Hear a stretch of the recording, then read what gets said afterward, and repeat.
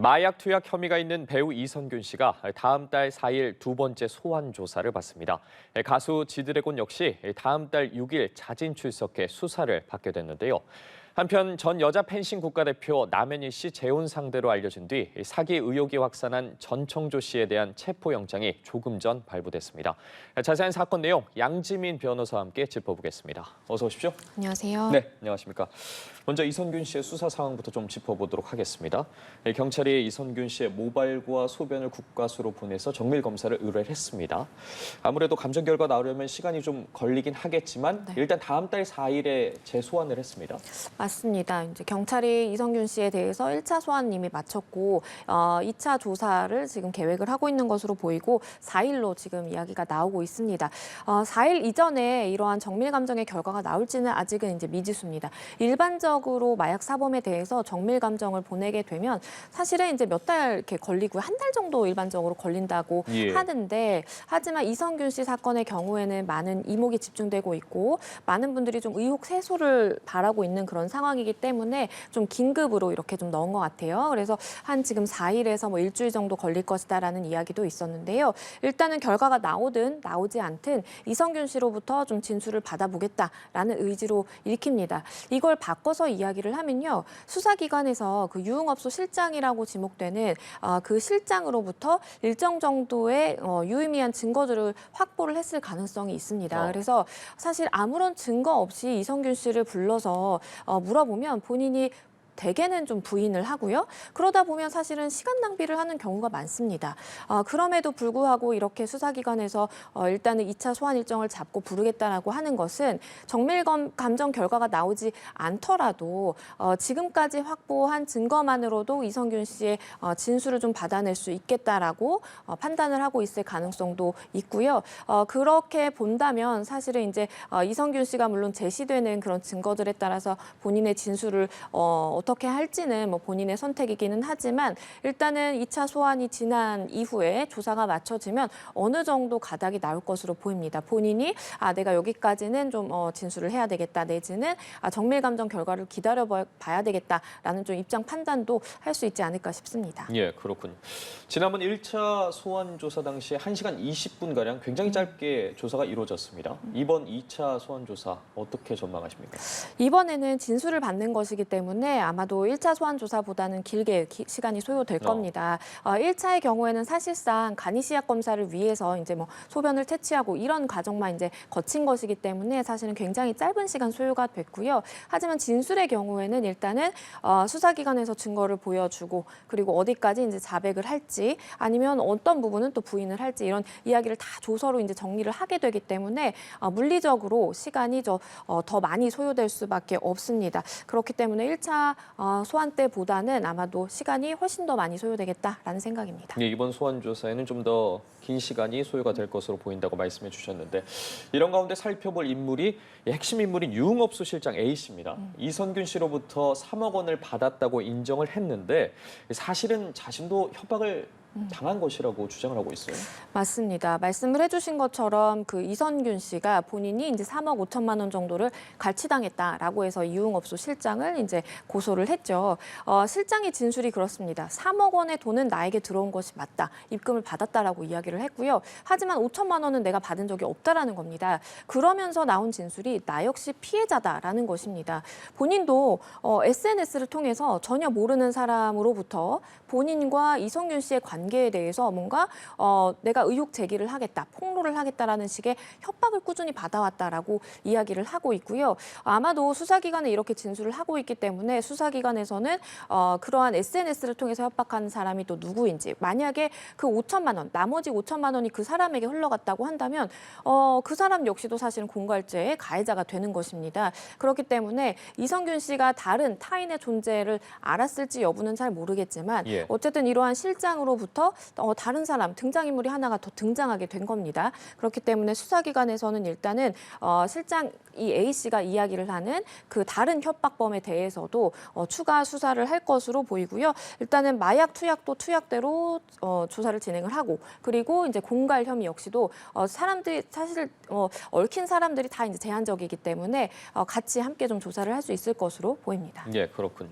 가수 지드래곤 사건도 좀 살펴보겠습니다. 입장문을 내고 경찰에 자진해서 출석하겠다는 입장을 밝혔거든요. 어떻게 보셨어요? 일단은 처음에는 이 권지용 씨가 입건이 됐다라고 했을 때 많은 대중들이 이성균 씨와 마찬가지의 절차로 흘러가겠다라고 많이 예상을 했습니다. 하지만 이러한 예상을 뒤엎고 이 지드래곤 씨 같은 경우에는 나는 결백하다, 절대로 마약한 적이 없다라고 진술을 했고요. 더불어서 나는 이런 억울함을 해소하고자 빨리 나를 좀 불러달라, 자진 출석하겠다라는 의사를 계속해서 밝혔습니다. 그러면서 나는 휴대전화도 내놓을 것이고 모발 검사든 소변 검사든 다 받겠다라고 지금 주장을 하고 있는 상황이거든요.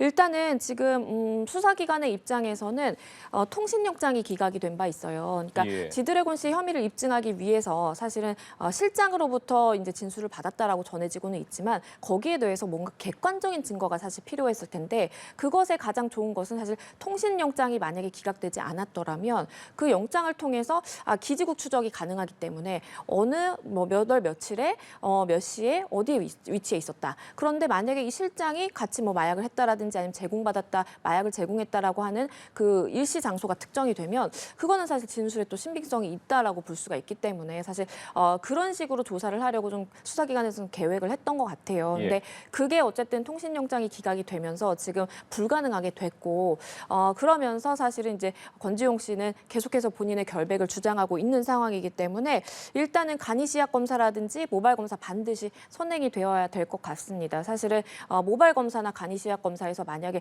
음성이 나온다라고 한다면 사실은 그 부분에 대해서 수사기관에서 좀 입증 책임의 부담이 더 이제 가중되는 그런 상황입니다. 예, 말씀하신 것처럼 지드래곤 모발 소변 검사에도 적극적으로 임하겠다고 밝혔는데 정밀 검사를 받게 되면 이 정확도가 어느 정도나 되는 겁니까?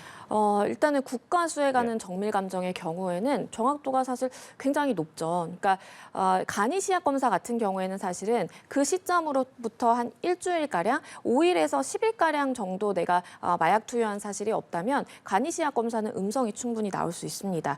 하지만 국가수에 이제 모발을 이렇게 채취를 해서 보내게 되죠. 그러면 모발을 어떤 식으로 하냐면 모근에서부터 이제 1cm 단위든 몇 cm 단위든 나눠서 이제 기간을 특정을 하게 됩니다. 그래서 한 달 전, 두 달 전, 1년 전까지 최대 그 기간 동안에 언제 마약을 투여했는지까지 굉장히 상세하게 알 수 있거든요. 그렇기 때문에 물어보신 것처럼 정밀 감정을 보내게 되면 그 정확도는 굉장히 높고 그리고 언제 이 사람이 마약을 했는지도 알 수 있고 어떤 약물들을 투여했는지까지 다 이제 도출해낼 수 있기 때문에 마약 사건에서는 반드시 또 하게 되는 절차 중에 하나입니다. 예, 관련해서 궁금증이 한간에 마약 투약 이후에 탈색이나 삭발을 하면 이 정밀 검사의 양성 판정을 피해갈 수 있다 이런 이야기도 있거든요.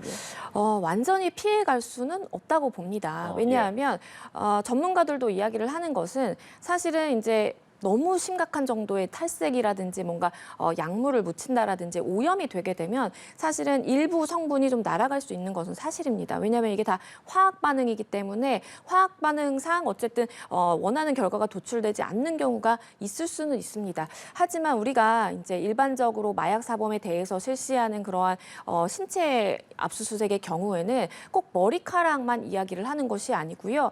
이제 채모를 다 일컫는 것입니다. 그리고 채모뿐만 아니라 사실은 손톱, 발톱에까지 마약의 흔적은 반드시 남습니다. 그렇기 때문에 과도하게 머리를 탈색한다고 해서 내가 뭔가 빠져나갈 수 있지 않을까? 아니면 정말 머리카락을 한 올도 남기지 않고 내가 다 삭발을 하고 머리를 민다면 나에 대해서 그래도 제대로 판단하지 않을 수 있겠다라는 생각을 할 수도 있는데 이건 굉장히 좀 섣부른 판단이고요. 오히려 그렇게 하는 것이 수사기관에서 굉장히 좀 나쁘게 포착이 된다라고 한다면 이거는 좀 나중에 법원 단계에 가서도 굉장히 불리해질 수 있습니다. 네, 그러니까 탈색이나 삭발을 해도 정밀 검사 감정을 피하기는 어렵다고 그쵸. 봐야 할 것 같습니다.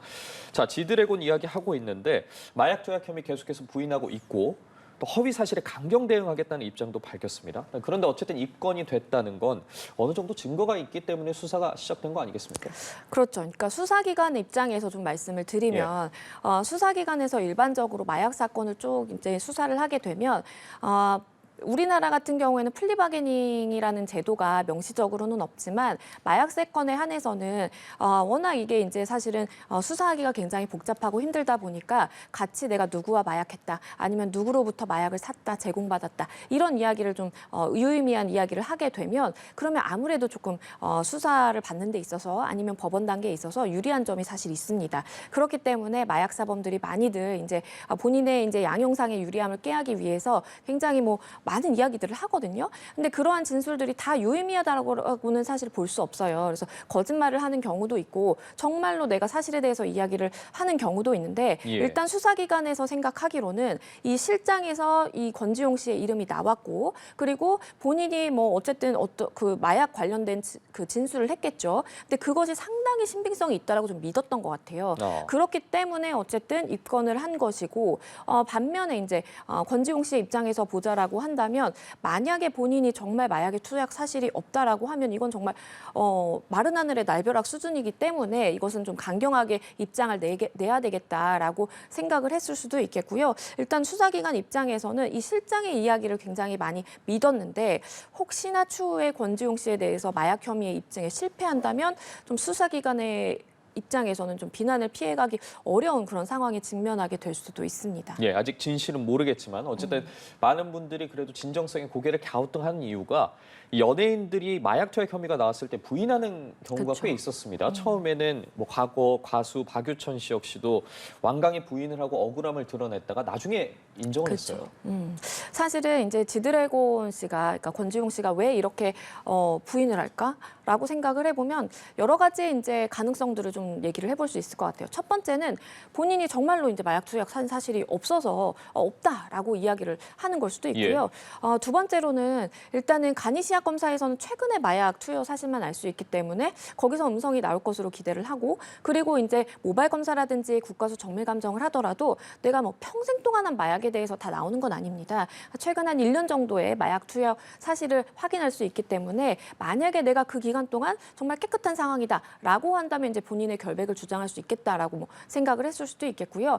아니면 지금 이제 일단은 마약류관리법상 마약으로 입건이 됐는데 향정의 문제가 있을 수가 있어요. 그러니까 내가 의료기관을 통해서 적법하게 처방을 받아서 내가 약물을 투여한 것이고 이것은 전혀 뭐 의료법이라든지 마약류관리법 위반 사항이 아니다라고 또 주장할 가능성도 있고요. 사실 여러 가지 이제 가능성들이 이야기가 되는 것은 그만큼 아직 시약 검사라든지 어떠한 결과가 나오지 않아서라고 보고요. 이러한 부분에 대한 진실은 좀 음성 아니면 양성으로 딱 명확한 것이기 때문에 곧 드러나지 않을까 싶습니다. 네, 추후에 지켜봐야 할 것 같은데 자 나아가서 경찰은 이번 사건과 관련해서 수사선상에 오른 연예인은 현재까지는 없다고 밝혔습니다.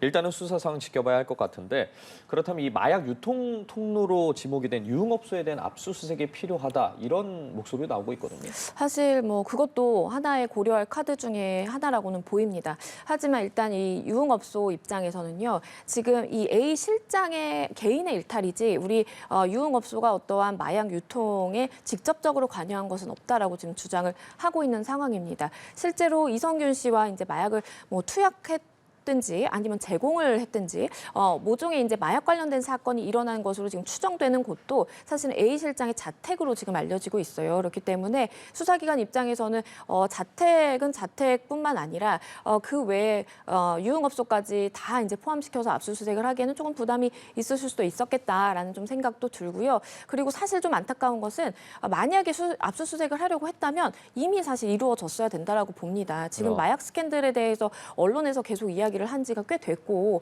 그런 상황이라면 지금 압수수색을 한들 글쎄요 유의미한 증거를 확보해낼 수 있을까라는 좀 의문도 듭니다. 예, 어쨌든 뭐 이성균 씨도 그렇고 지드래곤 씨도 그렇고 다음 달에 소환 조사가 이루어지니까요. 결과는 좀 살펴봐야 할 것 같습니다.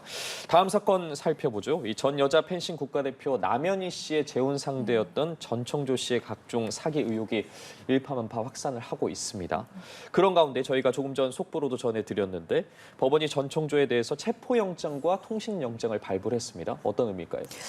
일단은 지금 받고 있는 혐의점이 굉장히 많습니다. 일단은 사기도 있고요. 그리고 사기 미수, 더불어서 남현희 씨에 대한 이제 스토킹, 그리고 이제 지금 아동 학대 이야기까지 나오고 있기 때문에 관련 사건에서 당연히 이제 영장을 신청할 수밖에 없었다라고 보입니다. 그리고 실제 발부가 됐고요. 체포영장이 발부됐다라는 것은 어쨌든 이 사람이 좀 도주의 우려가 있다라고 좀 봤던 것 같아요. 그러니까 지금 뭐 밀항을 알아봤다라는 언론 보도가 있을 정도로 굉장히 좀 말은 겉으로는 어쨌든 내가 수사기관에 가서 다 진술하고 내 죄값을 달게 받겠다라고 이야기를 하지만 도주의 우려가 있다라고 본 것이고요. 통신영장 같은 경우에는 일단은 본인이 이제 남현희 씨도 이제 거짓을 이야기를 하고 있다라고 주장을 하고 그리고 예. 일부 혐의에 대해서는 인정하지만 구체적으로 어떤 것에서 어떻게 인정을 하는지는 또 얘기를 하고 있지 않은 상황이기 때문에 사실 가장 확실한 것이 휴대전화 확보하고 통신영장을 받아서 이 사람이 누군가 어떻게 언제 연락을 했는지를 알아보는 것이 가장 중요하거든요. 그렇기 때문에 발부가 된 것으로 보이고요. 일단은 지금 통신영장과 압수영장 두 건 중에 한 건도 이제 발부가 됐다라는 지금 언론 보도가 나오고 있습니다. 예, 말씀해 주신 것처럼 경찰이 전청조 씨의 투자 사기에 남현희 씨가 공모했다는 의혹에 대해서도 좀 조사를 할 예정인 거죠? 맞습니다. 지금 일단은 강서구 의원으로부터 이제 고발장이 접수가 된 상황이고요. 고발장의 내용은 전청조라는 사람이 이제 사기를 벌였더라도 그러한 사기 피해자들로부터 받은 돈을 남현희 씨가 함께 사용을 했고 그리고 그것을 몰랐을 리 없다. 두 사람은 같이 생활을 하는 동거를 하는 사이였는데 다 알았을 것이다라는 전제 하에서 일단은 고발을 한 것이고요. 그렇기 때문에 수사기관 입장에서는 당연히 조사를 할 수밖에 없습니다.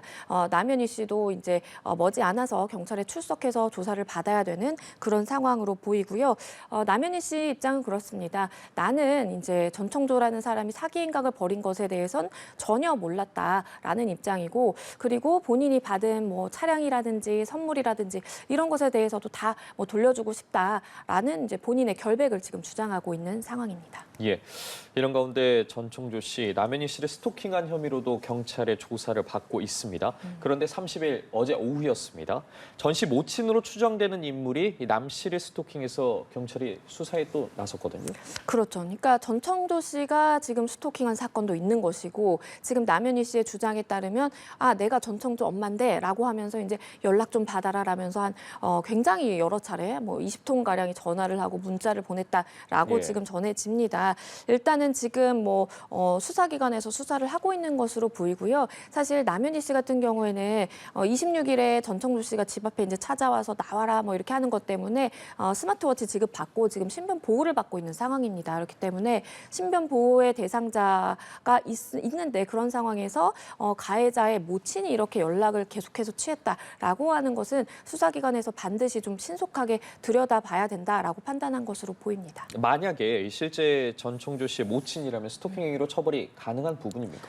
스토킹으로 볼 여지가 있습니다. 왜냐하면 우리가 스토킹 처벌법상의 스토킹 행위라는 것은요, 상대방의 의사에 반해서 내가 지속적으로 반복적으로 상대방에게 공포심이라든지 불안감을 유발할 수 있는 행위를 하면 처벌받는 것이거든요. 예. 상대방 집 앞에 가서 기다린다라든지 문을 계속 두드린다라든지 아니면 이렇게 연락을 받지 않고 싫다라는 거절 의사를 표했음에도 불구하고 지속적으로 연락을 시도하는 것, 이 역시 스토킹 처벌법에서 말하는 스토킹으로 볼 수 있기 때문에 일단은 지금 전청조 씨를 비롯해서 모친이 사실이라면 이 모친까지도 지금 수사를 받고 처벌을 받은 위기에 있습니다. 예, 이렇게 전청조 씨에 대한 논란이 한두 가지가 아닌데 그런 와중에 이 남현희 씨의 조카를 골프채로 폭행했다는 혐의까지 뒤늦게 알려졌습니다. 그 아동학대 혐의가 적용이 가능한 겁니까?